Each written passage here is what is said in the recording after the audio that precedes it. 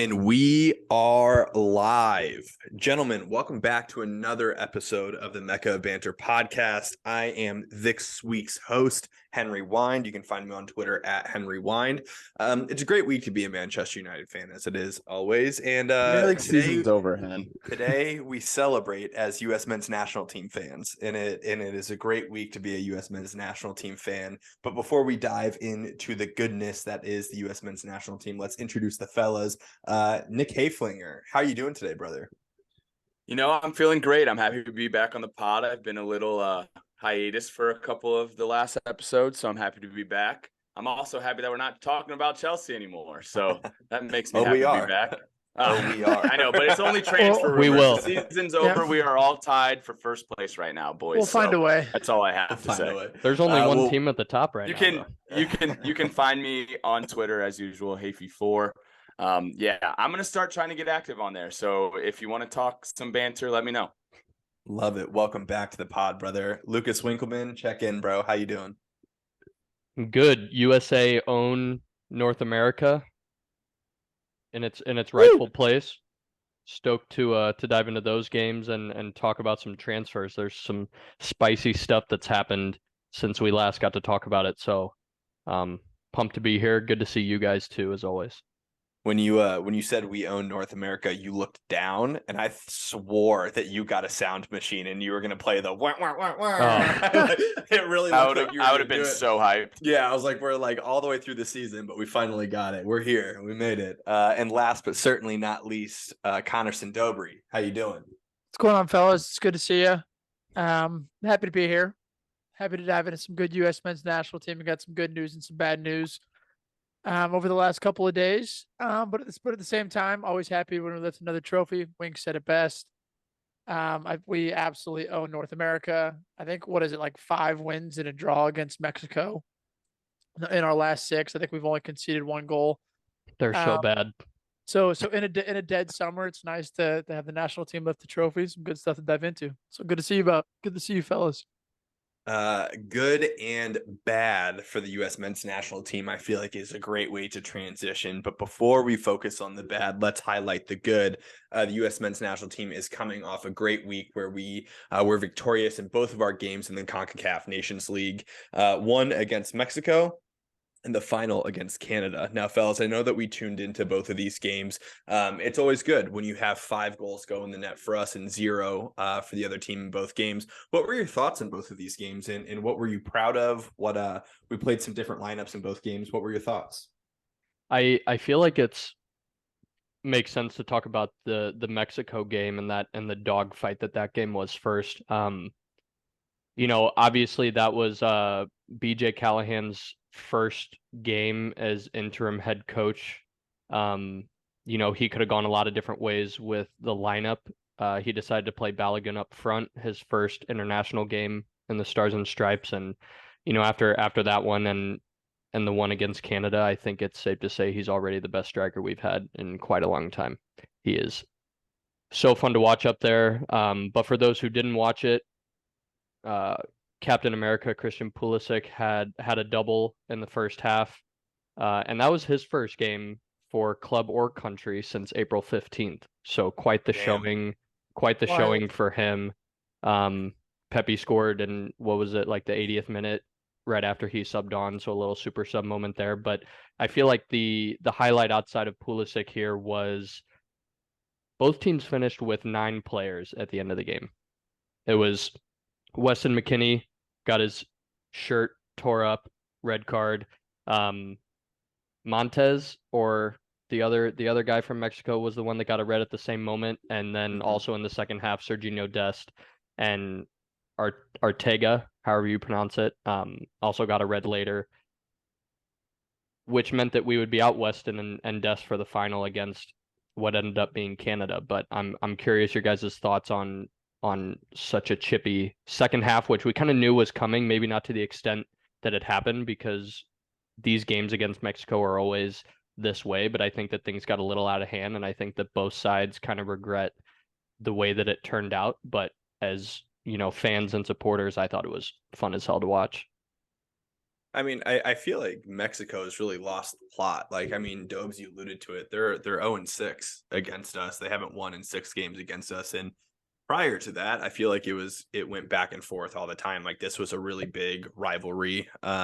I've seen a lot of videos on TikTok, honestly, of the Mexico national team supporters just talking about how embarrassing the performance was. And it wasn't only losing 3-0, it was losing in the fashion that they did. They went down a goal and they started fouling, they started hacking, their fans were chanting, really nasty things at our players. They were throwing beers at our players. I mean, it got really hostile.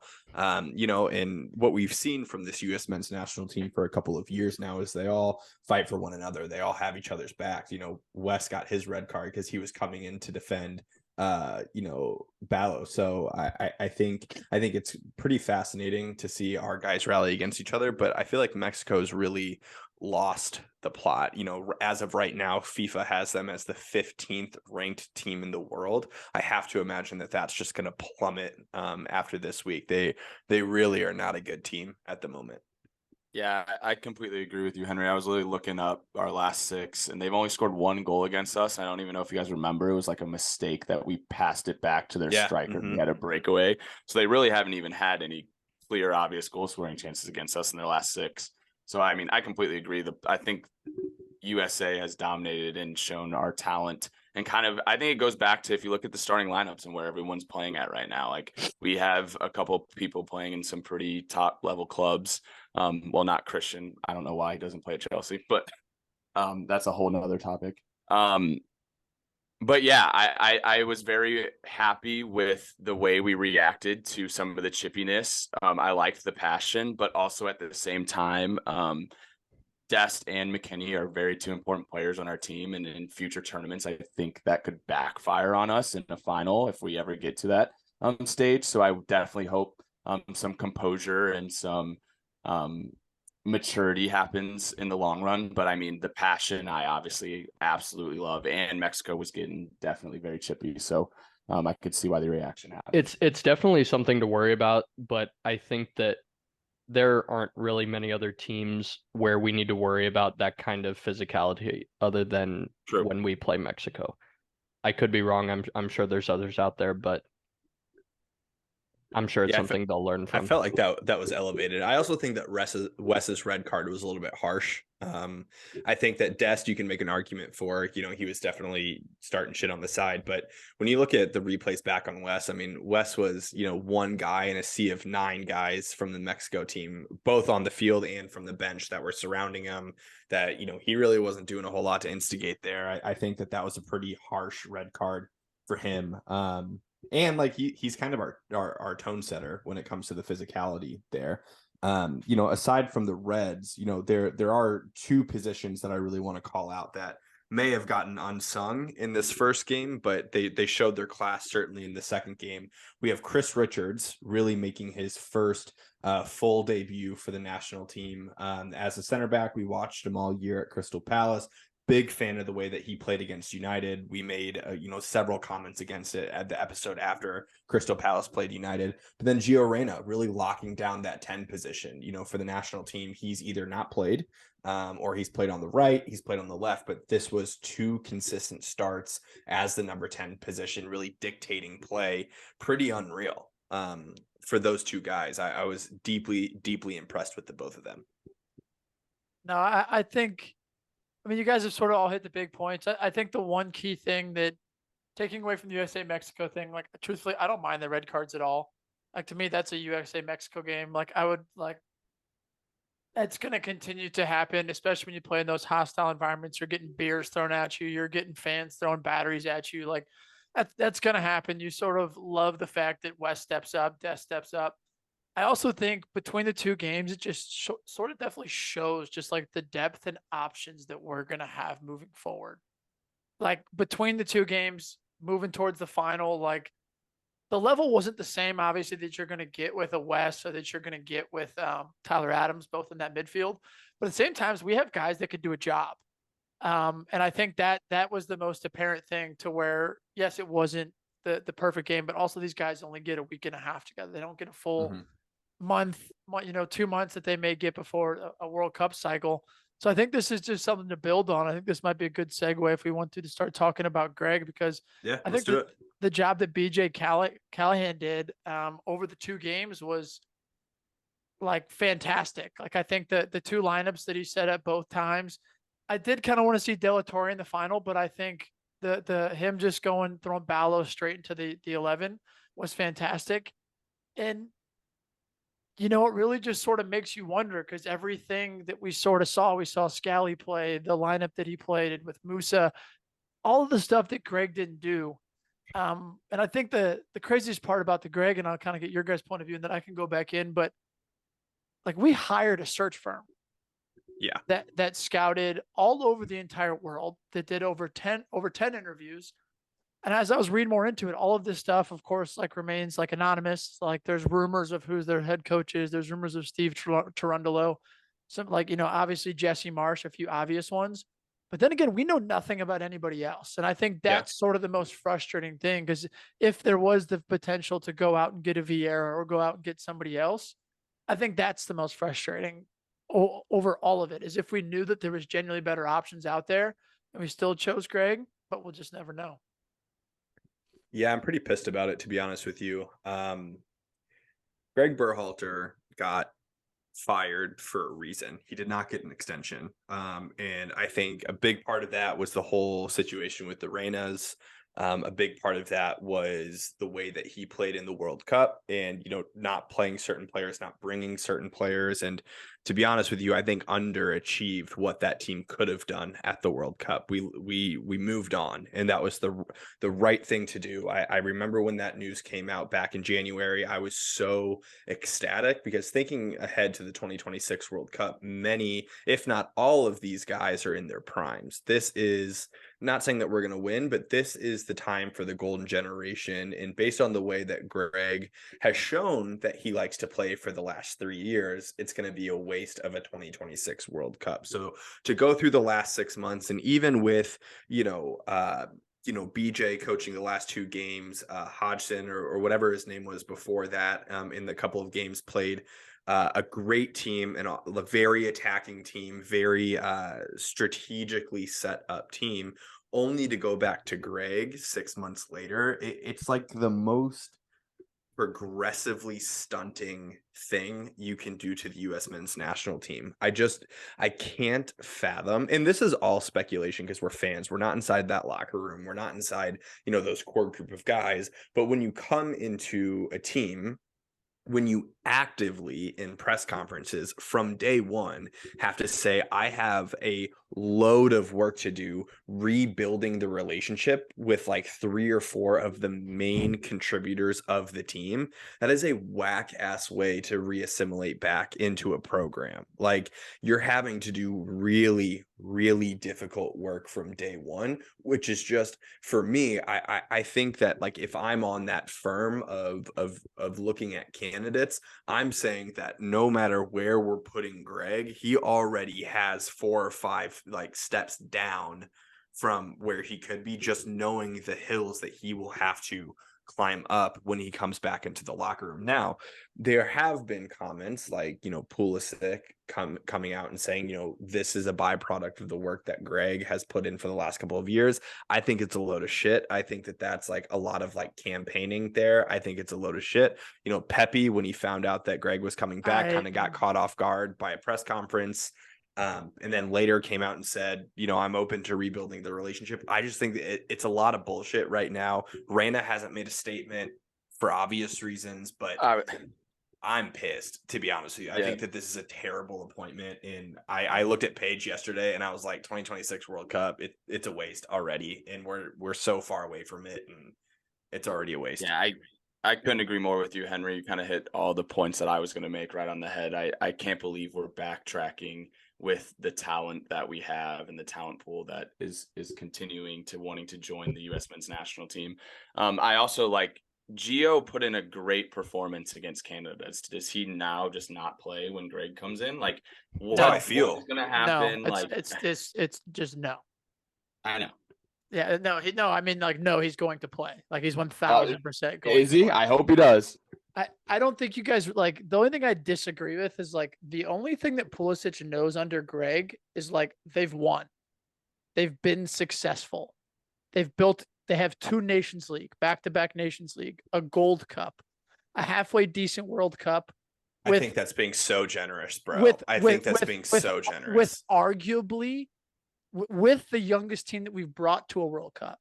Now, the other point of view that I think it's negative is the fact that we haven't seen Greg to be able to make in-game adjustments for years. So I think, well, I think that's the biggest thing because I think there's part of it to where it's like, it's the sensible hire. Like, because did he really ever leave? All he's missed is 1 camp. He's missed 2 weeks. And it's all the same players that would have been in this camp anyway. Now, would he have played the same lineups? We don't know. Nope. So we're settling. It could be, but at the same time, we don't know. So like, I think that's the area. And by no means am I sitting here saying that like. No, I know what you're doing. You're just I'm Dobes is Greg in. He's Greg in. I'm not Greg in unless I know that there was a 10 times better option. Yeah. Because I do think that if Greg has, and you don't think there was, there had to have been, bro. But kidding? But at the same time, you have to realize that we're just at the start of this project. You have Matt Crocker, who was the sporting director from Southampton, who got to join earlier, who's essentially going to be in charge of picking the players. Like he's the GM, Greg's the coach. So like it is the beginning of this cycle. By no means am I like ecstatic. I'm just saying that I don't think it's necessarily like we're fucked in 2026. Like let's see what happens a little bit, because at the end of the day, Greg not coaching and Gio doing what he did is best for all parties. Because Gio has shown that he has to be in the lineup. Yeah, like, but I agree, but I also think now a conversation has to happen between Greg and Gio, and I just don't see Greg being like, man, I'm so sorry, let's put it in the past. But listen, what did Gio do? True. What did Gio do? Nothing. Like, but then, like, what did Greg do to deserve fucking Gio's parents doing that shit? Like, that's where there's that whole thing where it's like, if Gio wants to be part of the national team future, Greg is that coach. So either like they come together and say, hey, like, let's win something, which they very well could do. But if not, then it's like, well, what else are you going to do? I'm just saying, like, I'm playing devil's advocate here because I get it. Yeah. It's a terrible look. But like from where we've been to where the national team has been, like after what I've seen over the last 2 games and like Greg coming in, by no means am I like, oh, fuck. Like now I know that when we have our dogs in the correct lineup, like we have the ability to be one of the best teams, the best team in CONCACAF. Josie Altidore isn't even a selection anymore. Like that's what I mean. Like we have such a good squad that like some of those guys won't even have a shot. Yeah. All got, but like the thing is, bro, is like the World Cup was 6 months ago, and like was the World Cup a failure? All I'm saying is with the exception of Chris Richards, who was injured during that time, all of those guys were available for selection and available for playing. And we saw what Greg did in the World Cup. He brought in MLS players over Joe Scally. He brought in MLS players over Gio Reyna. He makes the decisions in games. And like you said, you alluded to it, like he fails to make the in-game adjustment. And so we can have the sporting director say, hey, here are the guys that you need to pull from. And there's like the joke on Twitter of saying like, Greg's back, here comes, Paul Areola or whatever, back into the lineup or whatever it is. But like, I don't have any trust in Greg that he's going to make the proper calls in putting the guys into position. Like, you're also forgetting that we bossed England, like in the same World Cup, like 0-0 to where like arguably one of the best teams in the entire tournament with like the youngest team in the entire tournament. I get it. But like, I don't see England settle. I mean, Southgate's also an idiot. Like this is a terrible comparison because I think Southgate is Greg Berhalter in like a 3-piece suit. But like, when I think of like what is needed from an advancement standpoint, like I don't want to bring this back to United, but United got top 4. Like, we got top 4 this season. They all like performed. They did their job. And I'm still out there saying these guys aren't good enough. We need to bring in reinforcements. We need to do whatever. So I think in the same setting, I want my national team to be just as ruthless. I want to say, Greg, thank you for taking it this far. You made it to the round of 16 or 32, whatever it was, out of the group stage. You know, we could have gotten a result against the Netherlands. We didn't. Thank you so much. And we have to have that same level of who can elevate this group over the next 3 years to get us where we need to be in that World Cup. Because without that, who is that? bro, I don't know. I just have seen the body of work that Greg has done, and I can't get on board with it. The frustrating part is that I'm in such agreement with you guys that I don't think Greg is like, I don't think that this next cycle we're going to win the World Cup. I think I would take quarterfinals, semifinals, like, let's be realistic with our goals here. But at the same time, everybody keeps saying, bitching about Greg, but nobody has a better option. Everybody keeps saying Jesse Marsch. Name a better option that would take the U.S. men's national team job. Yeah, I want to know what's happening behind like closed doors and like the interviews. That's my whole thing is like Luis Enrique. Yes, would we love him? Zinedine Zidane, would we love him? Pep Guardiola, would we love him? Like, of course, like there's these guys we can dream about, but realistically, like, you have to have someone. It's hard. It's hard for me to imagine that we had no interest from any. That's how I feel coach too. Or manager, I'm like, it has to be someone from a recent top. Like, I'm telling you, you give me any name and you throw it out there, I'm taking him over Greg Berhalter. If he coached professional soccer at a high league, I'm taking him over Greg. Maybe Frank. Would you take Frank Lampard or Greg Berhalter? Probably not. Absolutely fucking not. I'd rather have a player coach. 100 coaches I wouldn't take. Yeah, I probably would take Frank. Yeah, but you know, I get it. I get the argument of who else is out there, and unfortunately, like we just don't have the peek behind the curtain. And I'm never gonna wish harm on the national team, but like, I just feel like we'll clip this exact podcast talking about this exact thing and play it in 3 years' time, because in 3 years' time we will be in the World Cup. Like, it will be going on right now in 3 years. And I think we'll be saying the same shit. I mean, unless Greg's out of the job in 3 years and we find someone else that is going to do it in 3, which is very possible. You never know. But I just think that it's not the right move. I don't have the insight behind closed doors of who else was out there. I don't know, man. I don't know. It's tough because like I'm just choosing to take the glass like half full, like look towards it, because we do have 3 years till then. So like, the thought would be like, as Gio Reyna is going to continue to progress, as all these players continue to progress, that like hopefully Greg Berhalter continues to progress as a coach.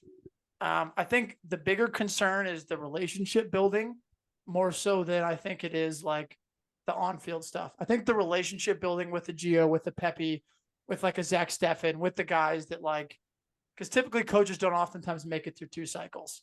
So I think that like the relationship building, if he can get those guys to buy in, and because it's very clear that we have a good culture that's in place. Yeah. And I think that's like, all these guys like each other. They like coming to camp. Like, look at Balo just even joining. I think, but the Gio Reyna and that's the thing. The Pepe that situation. If he can figure that out, because I think we're all in agreement that like we're a very like Gio Reyna is a team that for the next decade could hopefully be in our 11 if he continues to progress. And if Greg can get over the bullshit outside and he can use him, we'll see.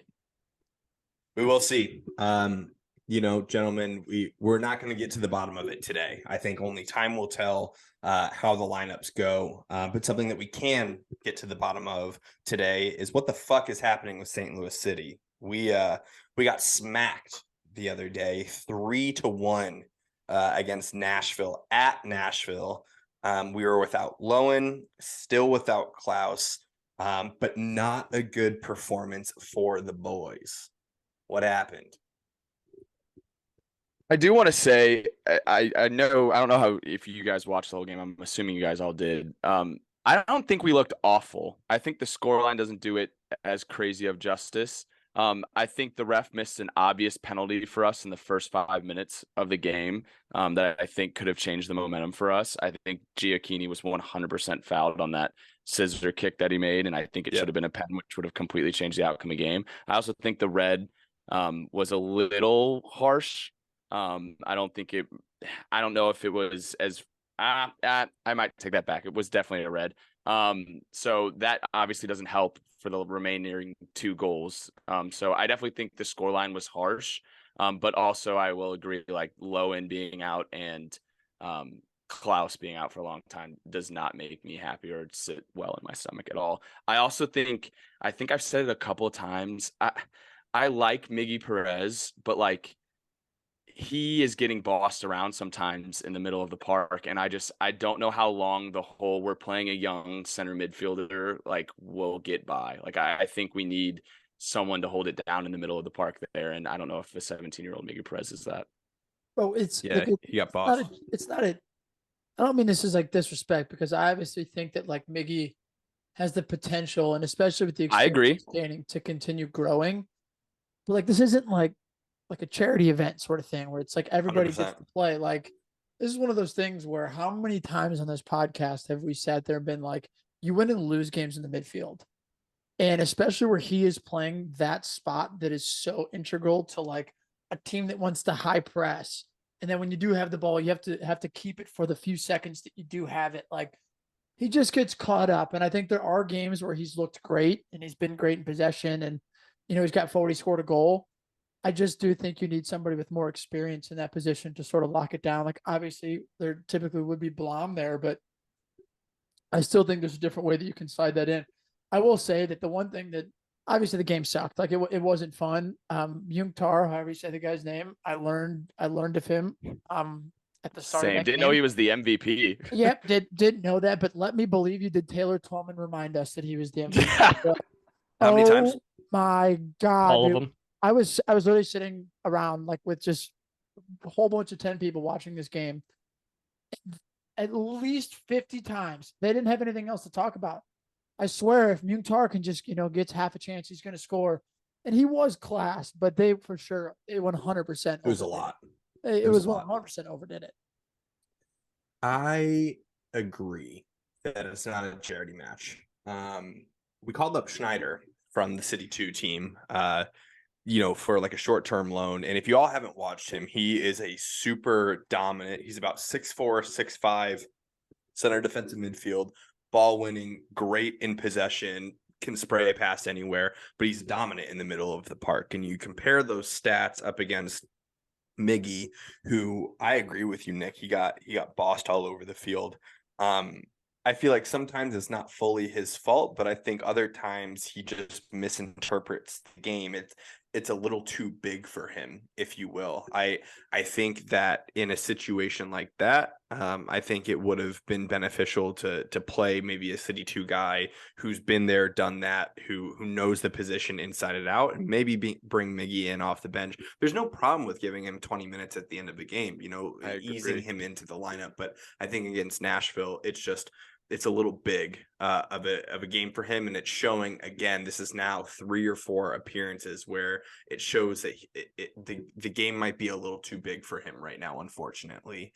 And I feel like he might get caught in this like awkward limbo of filling a major position on the first team because we don't have depth in that position, but then can't really get the minutes with the second team because they have to rest his legs for the first team, and he just gets caught in this limbo, and it might really hinder his growth.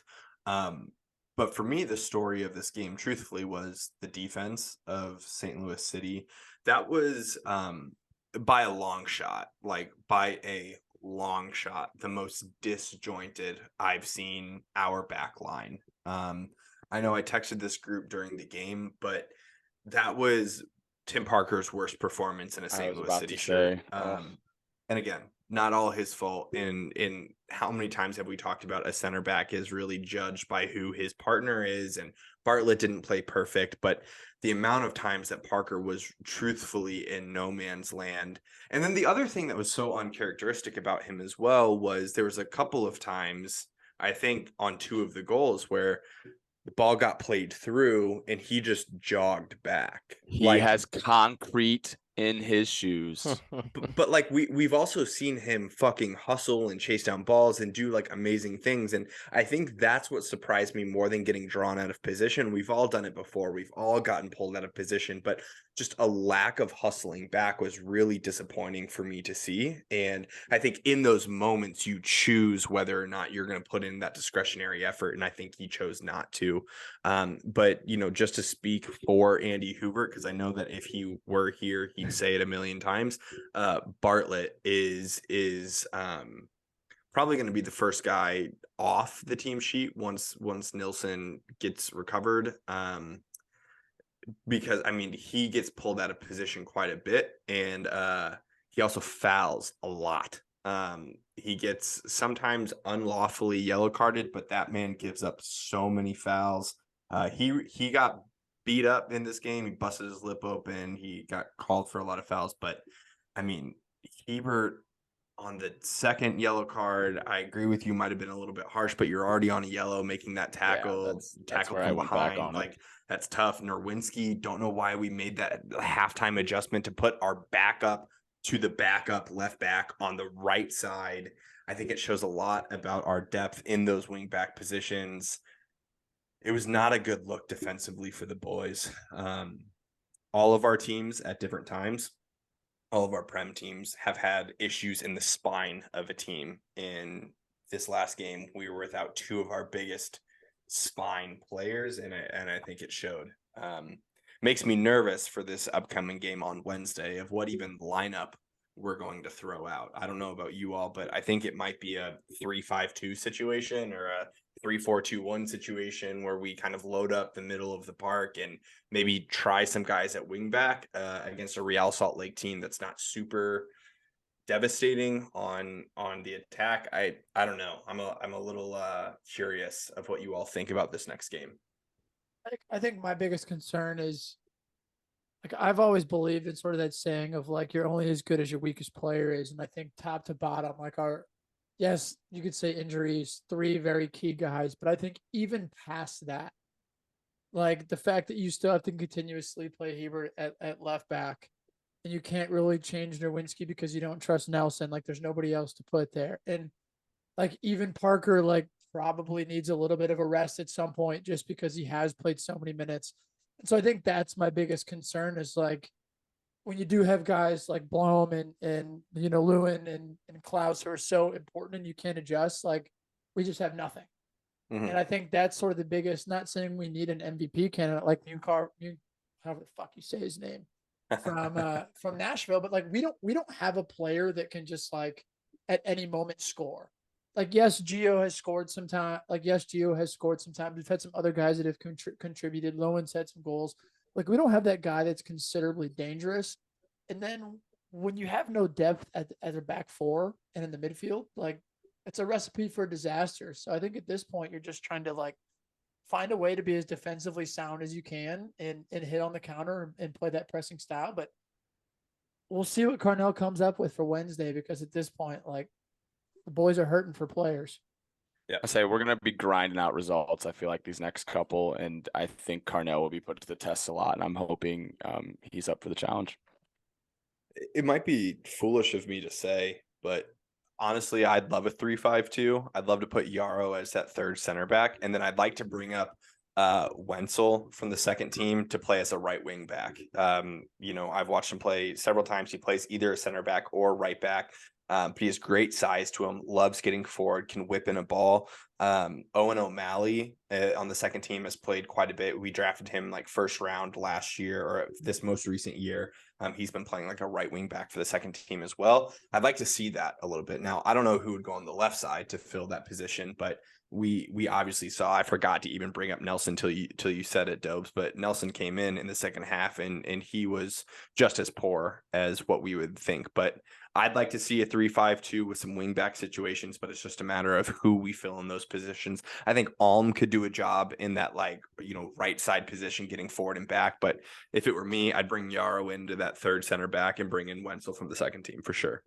That's what I mentioned it a little bit last week. It's like right now we don't really even have the option to play three at the back. I mean, we can, But like that's why I said we need to go get somebody that's an athletic, like defensively sound, like can play right back or can play left back very well. So that sort of allows you to play three at the back, and then at times if you have to drop into a back four, like you can still do that. But we don't have that player right now because Nowinski can't do it. We've seen Nelson. There's 4 or 5 videos I've seen of him at this past game, just like jogging. And I think Hebert's like a very quality player as we've seen, but he's sort of because of his ability to play everywhere. He's been played.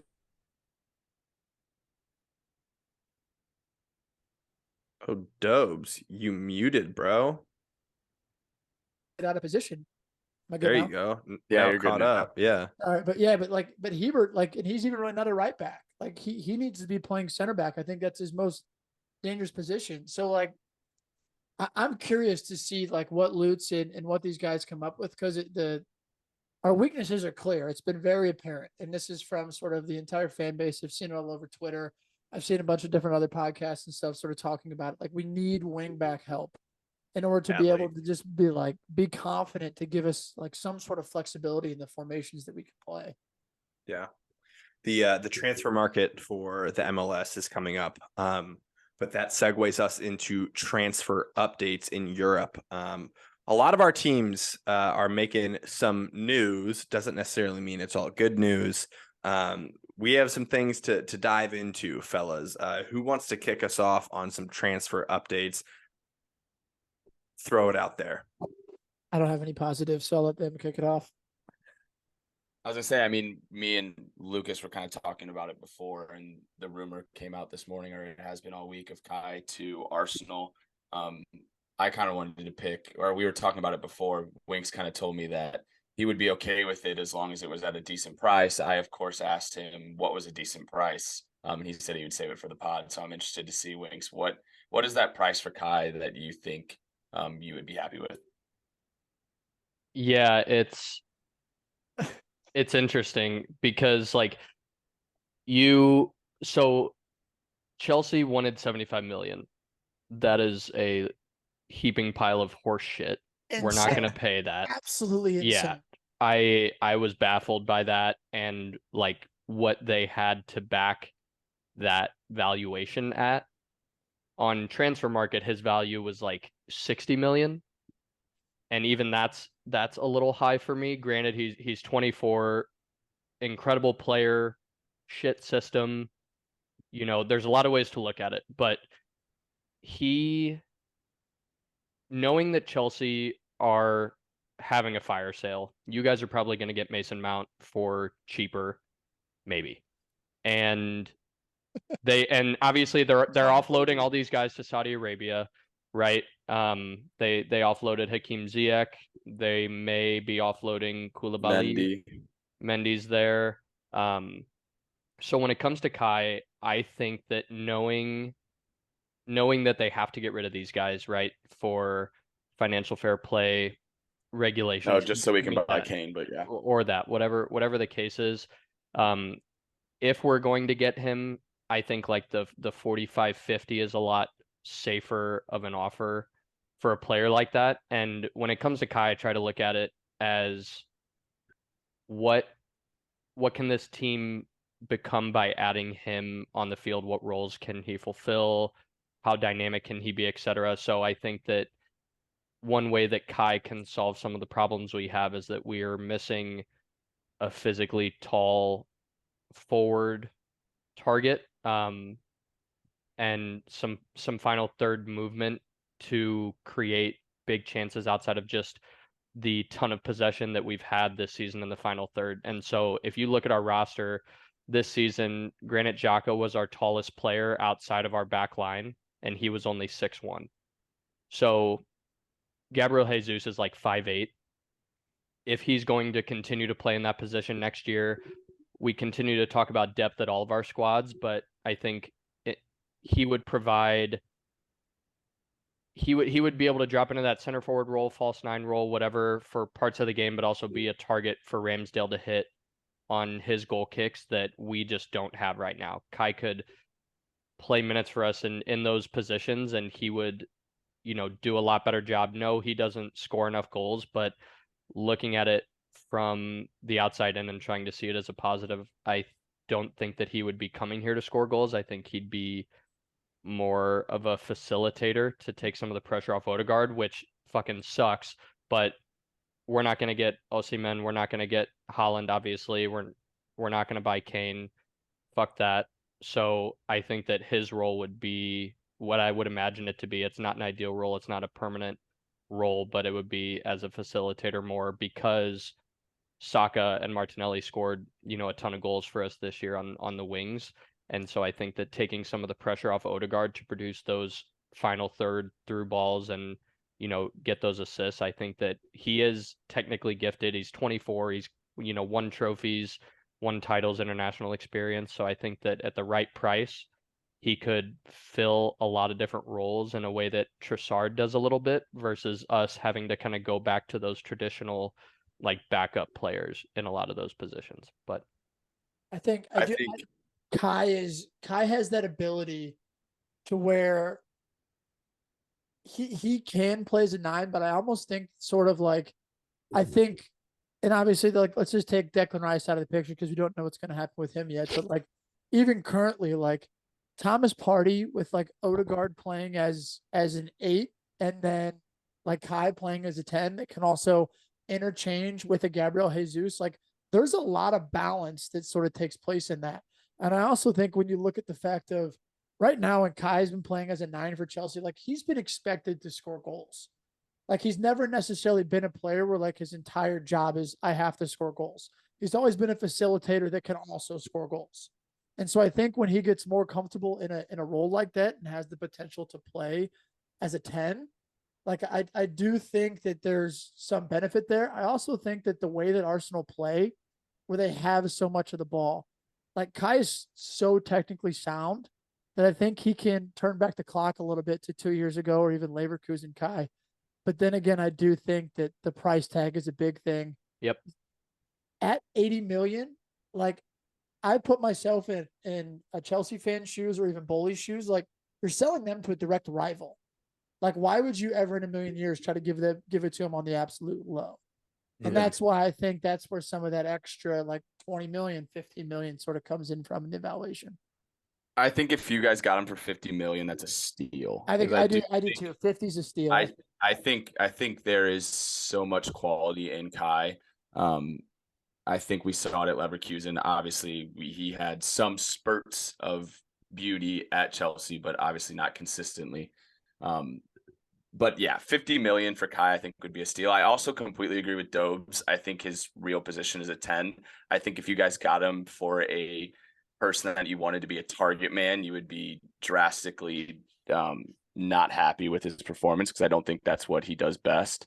It's not, but he would do it better than a 5'8" Gabriel Jesus. I don't even think that, but that's okay. I've watched him get bullied every head ball on every goal kick for the past year and a half. So I just that kind of shocked me when you said that. But no, I think I would be upset to see him go to Arsenal, obviously, because of what Dobes just said. He is a rival, and he obviously did bring a great night for me as a Chelsea fan. So I always am thankful for Kai. So it would hurt to obviously see him to go to Arsenal. But I do think 50 million would be a steal.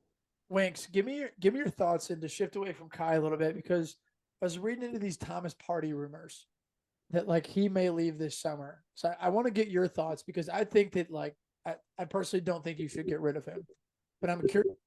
Like even if you get Declan, I still don't think you should get rid of him. But I'm curious is just your thoughts on because there is the Caicedo rumors too, so it could literally be just Xhaka and Partey out and Rice and Caicedo in. So curious on your thoughts. Yeah, I mean it doesn't sound like I don't know, dude. All these rumors are so tough to like decipher what's real and what's not. Yeah. Supposedly we are allowing him to leave, but I would agree that I wouldn't want him to go, especially knowing that we're getting rid of Xhaka. It's like we go back to it again with the whole depth concept of if we end up getting Declan Rice and then we get rid of Xhaka and Partey, like now we're one starter less than where we started, assuming we don't sign Caicedo. We have Mohamed El Neni, Jorginho, who won't be here that much longer, and Emil Smith-Rowe who can play those positions, and those just flat out aren't 3 guys that a title contending team can have as their backup in those positions. So I don't want to get rid of Thomas Partey. Yeah, he struggled at the end of last season.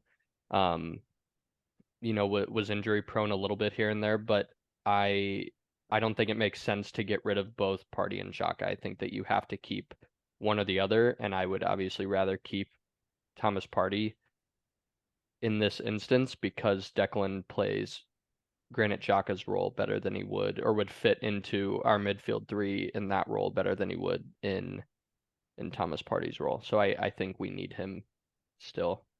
And he's 30 years old. Yes, he's still good, but if we let him go, we're not going to get a price for him that would make sense to let him go. You know what I mean? Yeah. Especially given his form towards the end of the season. So it's a very tough call, and that's why I'm not the boss here, but I don't want to see him go quite yet. I think he's just so important to that spine of the team. Like, and especially like that back four and that player in front of him is so important to the way that Arsenal play. And even if you do bring Declan in, like having Partey there who's been there, done that role, and could allow Declan and Odegaard and Kai or whoever it may be, like, I don't know, as much shit as we give Thomas Partey, like I can admit that he's a quality player. And if Arsenal were to let him go, I'd be ecstatic, to be honest with you. Say see ya. The one thing that I want to hit on with this transfer, what's going on, Nikki, with the Saudi Arabia Offloading of Chelsea players. I mean, Hey, they got money, and we got players that will sell. I feel like there's some weirder stuff going on. They got part of Bully's business too. There definitely could be. It's what happens when you force a club's owner to sell them. And we get a U.S. owner who owns the LA Dodgers. I never been 100% sold on Todd Bowley, so all this corruption with Saudi Arabia, am I surprised? No, but hey, Man City just won a treble with doing it, so I'm okay. So the word on the street is that Saudi Arabia owns 60% of the shares that Todd Bowley's company owns for Correct. Chelsea. So they technically are like the majority owner Correct. in that situation. And now they own the PGA Tour, and Todd. That's where our $60 million two transfers Todd Bowley's came from. company.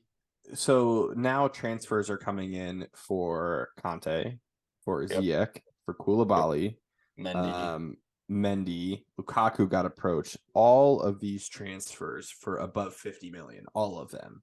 And in a world where there is inflated prices, obviously, but in a world where no one is paying 50 million for Mendy, in a world where no one is paying 50 million for Ziyech, and I don't think that either of them are bad players, but they're not 50 million players. They're just not.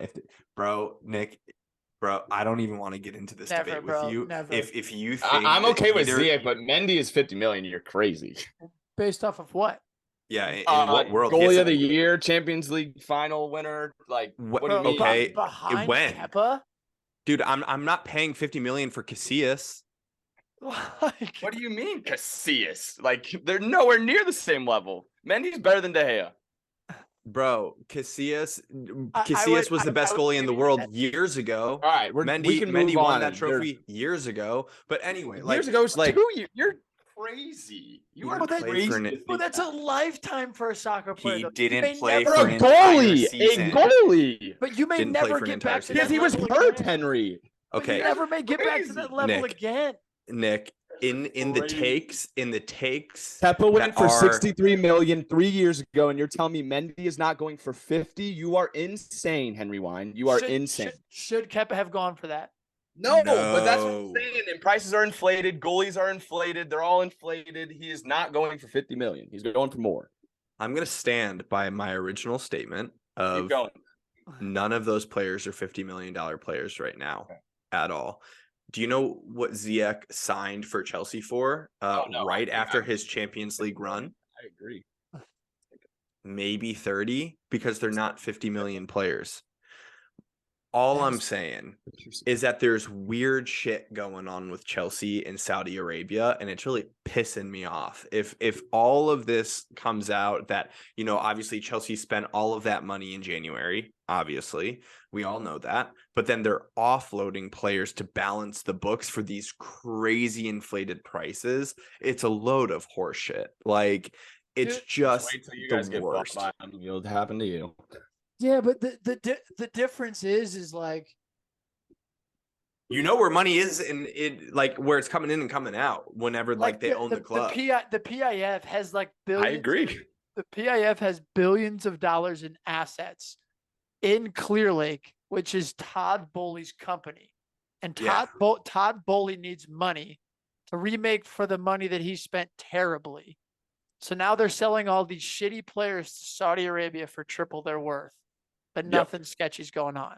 And just because we get bought by Qatar doesn't mean that's going on. I don't think anything like that's going on with Newcastle. Is anything like that true. with Newcastle? Like Facts. That's what I mean. Facts.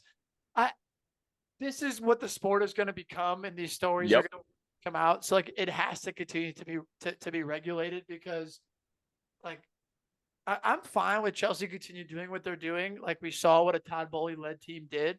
So like that's fine by me. I definitely think there needs to be some sort of regulation, because like what's going to happen with Man City? Like we're never going to know. Like even if Chelsea does get punished, what the fuck's going to happen with them? Like the Saudis have so much money that it generally it does not. Nope. Yeah. They're going to take over all these majors like that. We could deep dive into that drastically if we really wanted to. But since we are talking about Chelsea offloading a bunch, I did want to talk about a rumor that we did just have with Nicholas Jackson from Villarreal. Yeah. We're rumored to sign him for, I think it is like 35 mil. And to be honest, I'm not thrilled about it because I thought we were going to buy Kane. So that doesn't make me too happy, but I don't think it's an awful signing. We've been wanting a striker and needing a striker for a very long time. And any worry in terms of like Harry Kane wants to play in the Champions League? Well, yeah. I mean, just like, well, that's the thing is like, is there any worry in terms of like signing top guys? Like obviously Nkunku is going to be like a brand new signing. It's like there is going to be some change, but like there is going to be a lot of core guys who were part of that Champions League run that are part of Chelsea, and it doesn't necessarily seem like, I mean, at least could be me, but I haven't seen any like too many rumors that I'd be like thrilled over. No, you're right. And I think that goes back to why I was okay with us buying so many people in the last transfer season, because I knew that this would happen. I knew we weren't going to finish well. We weren't going to finish in Champions. Well, okay, I'm saying I knew it, but I'm meaning late in the season. I knew it. It wasn't like I was thinking this was going to be the season at the beginning of the year.